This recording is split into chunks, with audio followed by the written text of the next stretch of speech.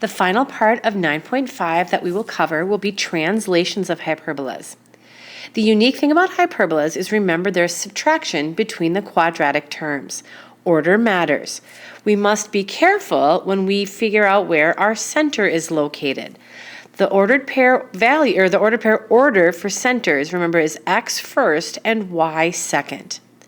As we look at the two equations on the right, we have to remember that x should always go first for the center.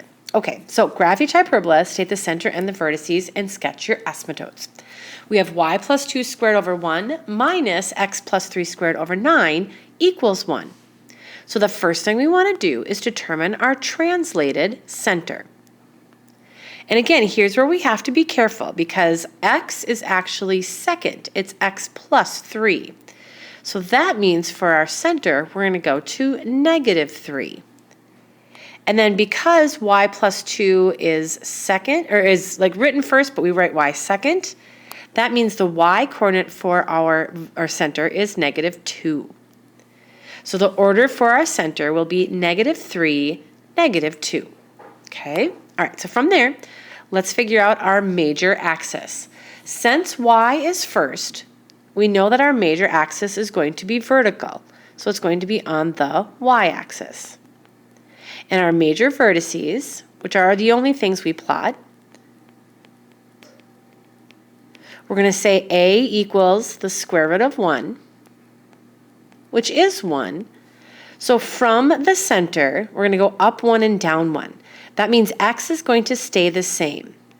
If we count up 1 from negative 2, we're at negative 1. And then if we count down 1 from negative 2, we're at negative 3. Let's go ahead and plot these 3 points on our graph. I just wanted to zoom in real quick to show you where those points are located. Okay, back to the normal size. For step 3, we want to figure out where those asymptotes go, so we're going to create that rectangle.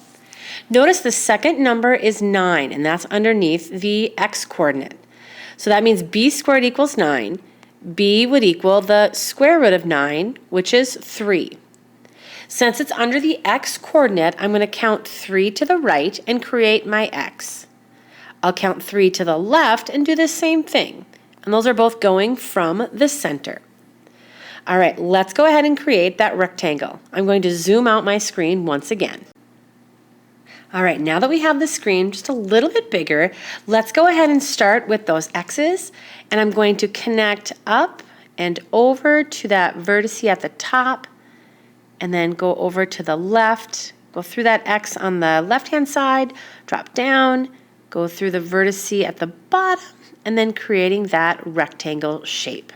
So hopefully your rectangle looks something like that. I know your screen's a little, or your graph's a little bit smaller to work with. To create our asymptotes, remember we go through the center and we connect from corner to corner. So I'm going to start at the center and I'm going to go over to the corner at the top right. And this is going to be all the way to the edge of my graph as best we can. We're good with that. And then do the same thing in the other direction. There you go. There's one asymptote or boundary line. Do the same thing in the other direction, like so. And then all the way through the other side. And there are your asymptotes. Now remember, the x's aren't the vertices. It's the blue dots on top and bottom. That will help create the shape for our hyperbola. All right, I hope I'm not making you dizzy with all these kind of changes in size on these graphs. I think we're ready to sketch our hyperbola. So remember, using those vertices and the asymptotes as our boundary lines, this is going to be kind of a really flattened out looking shape. It's going to trend towards those asymptotes or those border lines, connect through that vertex, and then over here to that right-hand side. And then we'll do the same thing on the bottom. Trend along those asymptotes, go through the vertex, kind of hard to see there. There we go. And then bounces off through the other side with arrows. And there is your translated hyperbola. All right, let's take a look at that last one. For this second translation, we have x minus 4 squared divided by 9 minus y plus 2 squared over 16 equals 1. Again, we identify this shape as a hyperbola simply due to the subtraction in between the two terms. Now let's determine our center. Notice x is first this time, and this will translate our center from x minus 4 to 4. The y plus 2 will make the y-coordinate drop to negative 2. For our major axis, since x is first, it's going to be the x-axis. This will be a horizontal hyperbola. Our vertices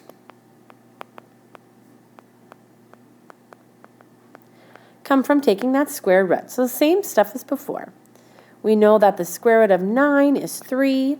So that means from the center, we'll count 3 to the right and 3 to the left. If we count 3 units to the right, that would put us all the way over to 7. And the y-coordinate stays the same. If we count 3 to the left, that puts us at 1. And the y-coordinate, again, stays the same. Let's go ahead and plot these points down below. 4, negative 2. I'm just going to put a big dot right there for our center. And then if I count over 3 to the right, there's 7, negative 2. And 3 to the left, there's 1, negative 2. Okay? For the rectangle, to create our asymptotes, let's go ahead and look at the number that's underneath y, that second number. So that's our b squared value. To get b, we take the square root. And that means from here, since it's under the y value, we're going to count up 4 from the center and put a little x, like x marks the spot, and count down 4. 1, 2, 3, and 4, like so. All right, everybody, let's create a rectangle. I'm going to go ahead and start at the bottom this time and go up through the vertice on that right. Continue up and over. Oops, a little high on that side. There we go. Connect it like so. Voila. There's the rectangle that will help create our asymptote lines. From the center, let's connect to the top right, all the way to the edge of the graph. Bottom left, same idea. Do the same thing in the other direction. Now for me, unfortunately, my recording part is right where that arrow is supposed to go, so I'm going to leave that one there. And then make sure this one goes over here to the left. There we go. There are our boundary lines. Let's create the shape for that hyperbola. Remember, it's going to open to the left and right because it's horizontal. I'm going to turn my screen here so it's easier for me to draw this shape. It connects close to each of those asymptotes, goes through, oh, hang on, that didn't get anywhere near that vertice, did it? All right, we'll try that again. All right, so we're going to try to come through here, connect to that vertice. Wow, all right. We're going to say close enough on that. I'm going to drop that down. Oh, there we go. All right, over on the left-hand side.